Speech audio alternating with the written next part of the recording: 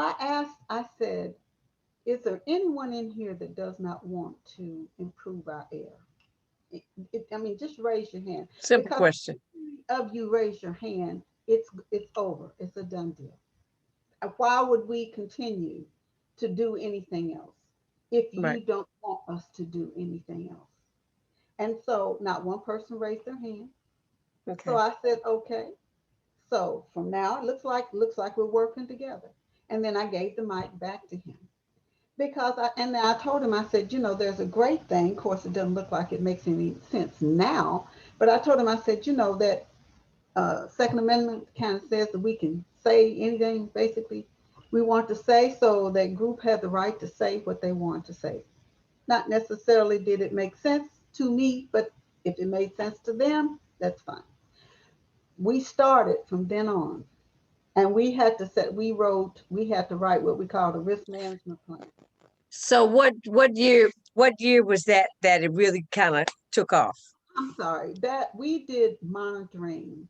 We wrote the grant went from 1996 to 1998. The environmental justice grant Okay. went from 1996 to 1998. Okay. The monitoring money came in 1998. Okay. The end Okay. of it, because we didn't spend all of it, so it kind of extended out past the 1998 a little bit. So basically, let's say 1999, we The reason started. I asked that question because I wasn't living here, Right. and um, just actually when I came back, when I moved back home, hmm then I found out about the air. Oh yeah. Oh yeah. Along with that, uh, as we had talked about, we live in a valley, Right. and when we talk about underlying conditions, just about all of us have underlying conditions because we have allergies that just goes along with being in the valley and not having the dryness that we should have. And Well, I came home. I didn't have allergies until I came home that's what I'm saying. because I was in the dry climate. Right. Exactly. Exactly. And I'm sure because I have a niece in California, and I told her mother, my sister, when she went there, I said she'll never be back because she has asthma. She had asthma tremendously, and I mean now she doesn't have problems like she had. Right. Right. So I told her, I said, I doubt if she'll ever be back. I hate to say that, but the whole thing is, if you just miss her that much, you just get up and go move and tell her I'm moving in. Right. And then if you tell her you're moving in, she might come back. You know. I hear you. I hear you. Yeah. Well, So, it was a shock to me because I'd hate to say had I known, hmm then I may have stayed someplace else. But see, I came back because of my mother, so yeah, it yeah. it probably didn't matter what was going on. I just had to deal with it, and I'm Oh yeah, glad I did. I'm oh yeah. absolutely glad I We did. all we all do. Yeah. I don't have as much problem with it now, and I don't know why. I used to have allergies terribly, Mm-hmm. but when I went to Kentucky State, Mm-hmm. actually going up on the hill, my Was a allergies help. didn't bother me that much at all Oh, okay. till I would Okay. come back to Jefferson County. And then when I had my first son, my allergies, everybody says I gave them to him because his allergies are bad now, and I don't have that many But allergies. Arnita, did the community, like when we were going to school, hmm was it obvious that we had an air problem, or uh, was it During discussed? during that time, we have to remember that EPA did not come on the scene until the 70s. Oh, wow. Okay, Oh, yeah. so we really didn't Wow. have a legal. We had what we call it was like a smoke test, and they built like buckets, and they put them up on posts, and it would actually collect the Right. ash and stuff, from all the smoke. It was really bad. Mm-hmm. And again, we have to remember that years ago we had sewage that ran straight down the middle of the street. And so a lot of people don't know that we were already messed up, you know.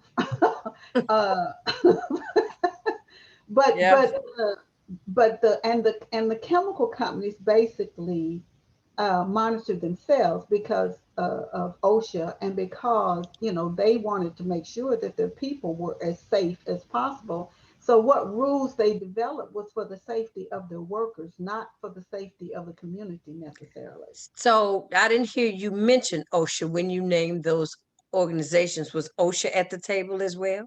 Oh, well, no, no, no, no, because OSHA was for the workers, for the workers. Okay. Okay. That's occupational safety and health. So that was their charge, was for the health of the Okay. people. So So the basically, people working at the plants. well, yes, people Okay. working at the plant. Okay. And so it was, and I get in a little piece later about that, which Okay.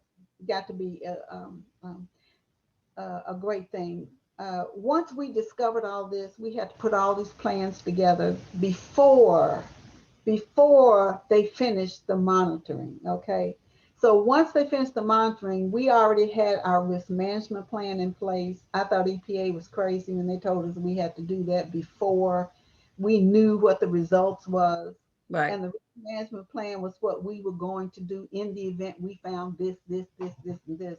That Right. was a little hard to do when you didn't know what they were going to find, you know. You had to be proactive without knowing what you're being Right, proactive about. right, Okay. right. Okay. And once we did that, and that included a lot of people. A lot of people were invited that didn't come and didn't show up to Okay. from the community. That it was a process. It was a process, and it took us about a year to get it together.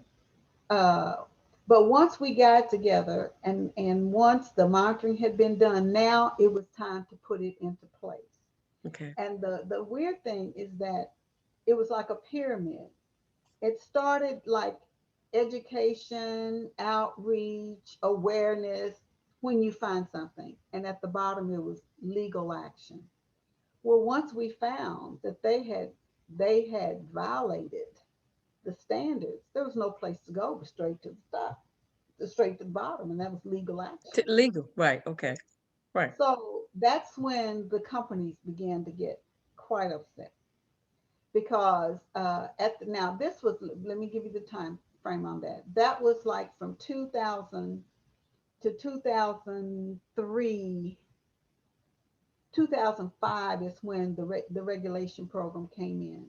So Okay. we were doing all this prior to the 2003, 2004, putting the plans together, getting the regulations, because it took us another year to sit down, and we actually rewrote the regulations for air pollution control district. Now